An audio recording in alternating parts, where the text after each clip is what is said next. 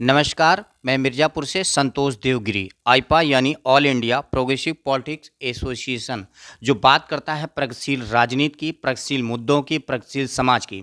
आज हम अपने मंच पर कृष्ण मिलन शुक्ला जी, जो एक सामाजिक कार्यकर्ता हैं, रिपब्लिकन ऑफ इंडिया पार्टी के राष्ट्रीय उपाध्यक्ष हैं, प्रतापगढ़ जनपद के निवासी हैं। प्रतापगढ़ पूरे उत्तर प्रदेश का एक ऐसा जनपद है, जो अपनी राजनैतिक और अपनी ऐतिहासिक पृष्ठभूमि के लिए जाना जाता है। राज प्रतापगढ़ कई दिग्गज राजनैतिक हस्तियों से भी भरा हुआ है। यह क्षेत्र ऊर्जावान क्षेत्र कहा जाता है, ऊर्जावान जनपद कहा जाता है। कृष्ण मिलन शुक्ला जी आज माँ विंध्यवासिनी के पावन धाम मिर्ज़ापुर जनपद के विंध्याचल में पधारे हुए हैं, जहां वो अपने कार्यकर्ताओं से रूबरू होने के साथ ही साथ यहाँ की राजनैतिक, प्रादेशिक, राष्ट्रीय राजनीतिक मुद्दों पर चिंतन कर रहे हैं। हम इनसे मिलते हैं और इनसे अपने आइपा के इस मंच पर उनका स्वागत करते हुए विस्तार से पहले सर्वप्रथम उनका हम परिचय प्राप्त करते हैं। कृष्ण मिलन शुक्ला ब्राह्मण समाज से आता हूँ और मुंबई में मेरा उद्योग का व्यवसाय है। मैं राजनीतिक कम और व्यापारी या व्यवसायी ज़्यादा हूँ। मैं डेवलपर हूँ, परंतु अपने समाज की पीड़ा को देखते हुए मुझे लगा कि एक समय ऐसा भी होता है कि समाज के लिए कुछ करना चाहिए और ख़ासकर ब्राह्मण समाज के लिए कुछ करना चाहिए। तो उस दिशा को ध्यान में रखते हुए, अपने समाज की पीड़ा को ध्यान में रखते हुए मैंने राजनीति में प्रवेश किया। मेरा राजनीति में ज़्यादा समय नहीं हुआ है, 11 महीना हुआ है अभी मुझे राजनीति में आके, परंतु हमारे राष्ट्रीय अध्यक्ष जो केंद्रीय मंत्री रामदास जी आठवले हैं, उन्होंने मुझे राष्ट्रीय उपाध्यक्ष ही नियुक्त किया और उन्होंने कहा है कि आप इसी के काबिल हैं और मैं अपने दायित्व का निर्वाह करता हूं। परंतु राजनीतिक दायित्व निर्वाह करते हुए मेरा मुख्यतः एक ही विषय है कि मेरे अपने समाज के प्रति भी अपने दायित्व का निर्वाह करूं। धन्यवाद कृष्णमेल जी। कृष्णमेल जी, बात अक्सर राजनीति में जब होती है स्थानीय मुद्दों की, चुनाव के दौरान ये मुद्दे जोर शोर से उठते हैं, लेकिन जैसे ही चुनाव सन्निकट आते हैं, स्थानीय मुद्दे, स्थानीय समस्याएं खत्म हो जाती हैं, इनका कोई नामो निशान वजूद नहीं है, प्रत्याशी भूल जाते हैं। आखिरकार ऐसा क्यों होता है? देखिए, इसका मुख्य कारण मैं देश के जो जनता है उसको खुद मानता हूँ। जो वोट तो करने जाते हैं, लेकिन वोट करने के बाद वो लोक प्रतिनिधि को उनसे सवाल नहीं पूछते।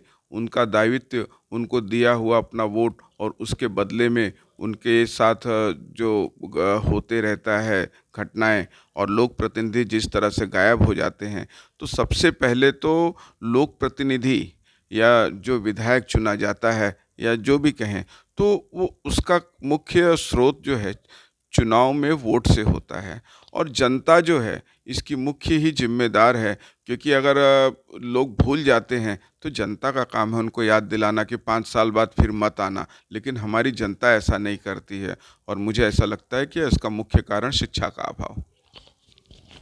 कृष्ण जी, आप ब्राह्मण समाज से आते हैं, महाराष्ट्र की राजनीति में आप हिस्सेदारी निर्वहन कर रहे हैं, महाराष्ट्र से आप जुड़े हुए हैं। अक्सर महाराष्ट्र में उत्तर भारतीयों को लेकर तमाम बातें आती हैं, तमाम समस्याएं उत्पन्न होती हैं। इस पे थोड़ा आप विस्तार से प्रकाश डालिए। महाराष्ट्र एक ऐसी भूमि रहा है जहाँ पर लोग देश के अलग अलग भागों से आकर अपने व्यवसाय के लिए प्रयत्नरत रहते हैं, रोजगार के लिए प्रयत्न रहते हैं। और महाराष्ट्र में मुंबई देश का आर्थिक राजधानी माना जाता है और उत्तर भारतीयों को अक्सर अलग अलग राजनीतिक दल अपने अपने फ़ायदे के लिए हीन भावना से या अपने सहयोग के भावना से देखते हैं, परंतु उत्तर भारतीयों को महाराष्ट्र में किसी ने कभी सुरक्षा देने की बात नहीं कही है। कोटे के रूप में या तो खुश करने के रूप में एक आध विधायकी का टिकट दे देते हैं या कभी कोई महाराष्ट्र में राज्य मंत्री का पद दे देते हैं, परंतु हमारे उत्तर भारतीय जो विधायक बनते भी हैं वो उत्तर भारत को भूल जाते हैं और महाराष्ट्र में अपनी राजनीति में सक्रिय हो जाते हैं। और महाराष्ट्र एक ऐसा देश है जहाँ पर उत्तर भारतीयों की बड़ी तादाद है। यूँ कहें कि मुंबई में 45% आज उत्तर भारतीय हैं और उत्तर भारतीयों की महाराष्ट्र की धरती पर अपना एक बहुत सारा योगदान रहा है। अगर आज महाराष्ट्र फल फूल रहा है तो उसमें उत्तर भारतीयों को नज़रअंदाज नहीं किया जा सकता है। उत्तर भारतीयों ने, मुझे गर्व है, मैं उत्तर भारत होने के नाते मैं गर्व से कहता हूँ कि महाराष्ट्र में उत्तर भारतीयों ने कभी कोई गलत व्यवसाय नहीं किया है। महाराष्ट्र में, मुंबई में, अगर महाराष्ट्र के किसी भी कोने में उत्तर भारतीयों ने व्यवसाय किया है तो भाजी बेचने का, सब्जी बेचने का व्यवसाय किया है। सब्जी से घर घर के अंदर एक तरीके से स्वास्थ्य का निर्माण हुआ है। अगर वह उत्तर भारतीयों ने व्यवसाय किया है तो घर घर दूध जाके देने का व्यवसाय किया है। और दूध से, हम जब जन्म लेते हैं तब से उस दूध की ज़रूरत पड़ती है, तो स्वास्थ्य को हुष्ट पुष्ट करने का भी उत्तर भारतीयों ने अपना जिम्मेदारी का निर्वाह किया है। उत्तर भारतीयों का एक व्यवसाय और रहा है महाराष्ट्र में कि घर में न्यूज़पेपर का व समाचार पत्र का वितरण करना, और इस समाचार पत्र से जन चेतना फैलती है तो उत्तर भारतीय भी उसका एक मुख्य स्रोत रहा है। तो उत्तर भारतीयों ने महाराष्ट्र में भी हमेशा महाराष्ट्र के लिए उत्साहवर्धक और स्वास्थ्यवर्धक व्यवसाय किया हुआ है। और इस बात को हमारे राष्ट्रीय अध्यक्ष रामदास जी आठवले भी मानते हैं कि उत्तर भारतीयों ने महाराष्ट्र में अपना एक विशिष्ट योगदान रहा है।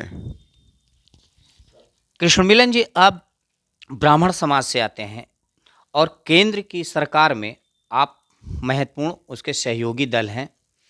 यूपी में खास करके पूर्वांचल के कुछ जनपदों में, चूँकि आप यूपी के पूर्वांचल के ही जनपद से, प्रतापगढ़ से जुड़े हुए हैं, ब्राह्मण समाज को लेकर कई तरह की बातें आ रही हैं। इनके उत्पीड़न की घटनाएं बढ़ गई हैं, बेवजह इन्हें फंसाया जा रहा है, इनका उत्पीड़न हो रहा है। लेकिन देखने में आता है कि इसके पूर्व कई दल ब्राह्मण समाज के हितैषी होने के दावे कर रहे थे। चुनाव सन्निकट है, उसमें भी दावे किए जा रहे हैं।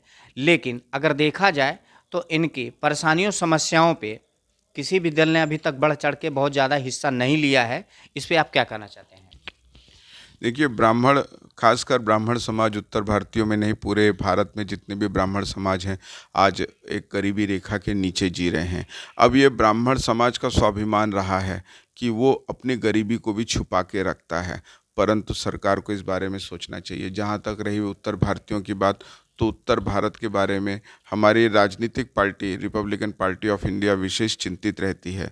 जब उत्तर भारतीयों पर 2008 में बहुत ज़्यादा एक हमला हुआ था, लोगों को पीड़ा पहुंचाई गई थी, समय समय पर उत्तर भारतीयों के साथ हमेशा महाराष्ट्र में अत्याचार होते रहता है।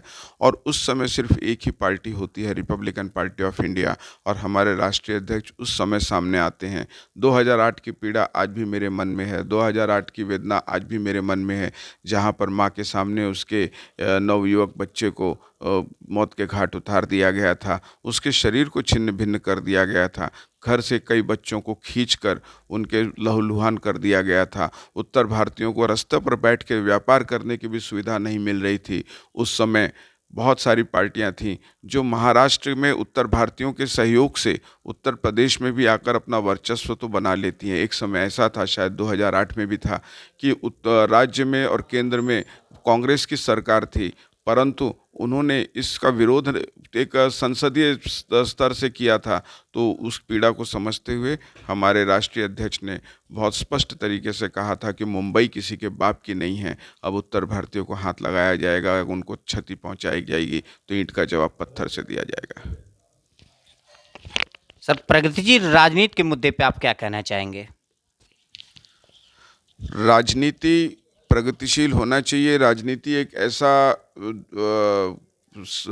क्या कहा जाए कि एक स्तंभ है अपने देश का, कि भारत को विश्व गुरु बना सकता है, हमारे राष्ट्र को विश्व गुरु बना सकता है, परंतु राजनीति का स्तर भी एक उच्च स्तर का होना चाहिए। अगर हम अपने देश को विश्व गुरु बनाना चाहते हैं तो राजनीति के स्तर को भी उच्च स्तर पर लेके जाना होगा। अगर राजनीतिक आदमी के घर से करोड़ों रुपया या राजनीतिक आदमी को राजनीतिक व्यक्ति के पार्टी के सपोर्ट करते हुए किसी सपोर्टर को या उसके सहयोगी व्यक्ति को किसी राजनेता के सहयोगी के घर से करोड़ों रुपया 200 करोड़ 500 करोड़ मिले और उसी के सामने फुटपाथ पर कोई भिखारी 5 रुपए के लिए किसी रोटी के लिए तड़पता हुआ मिले, तो इसे राजनीति नहीं कहा जाएगा। ये देश को पीछे लेके जाएगा। अगर जो व्यक्ति अपने को राजनीतिक नेता मानते हैं, जो सत्ता में आने की कोशिश करते हैं, उनको ये देखना होगा कि उनके घर से वो अगर मैंने देखा है कि राजनीति में कई लोग अपने आप को गरीबों के लिए राजनीतिक पार्टी मानते हैं, परंतु ऐसे राजनेता के घर में लाखों रुपए के करोड़ों रुपए के जूते मिलते हैं, लाखों रुपए के वो कपड़े पहनते हैं, उनके सहयोगियों के पास से 200-200 300-300 करोड़ रुपए एकदम कैश मिलता है। तो ये दशा दिशा बदली करना होगा।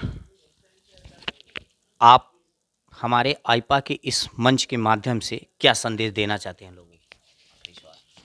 मैं पहले तो धन्यवाद करता हूँ कि AIPA all India progressive politics association है, और ऐसे association all India progressive party association अगर भारत में अपनी भूमिका सक्रियता से निभाएंगे तो राजनीति का स्तर ऊपर होगा, और राजनीति का स्तर ऊपर होगा तो हमारे देश का स्तर अंतर्राष्ट्रीय स्तर से ऊपर होगा। आप लोगों के ऊपर एक गंभीर जिम्मेदारी है, और इस जिम्मेदारी को आपको कई कठिनाइयों से गुजरते हुए इससे निर्वाह करना होगा। मैं अपने हमेशा शुभकामनाएं देता हूं और आइपा को धन्यवाद देता हूं मुझे 2 शब्द कहने के लिए।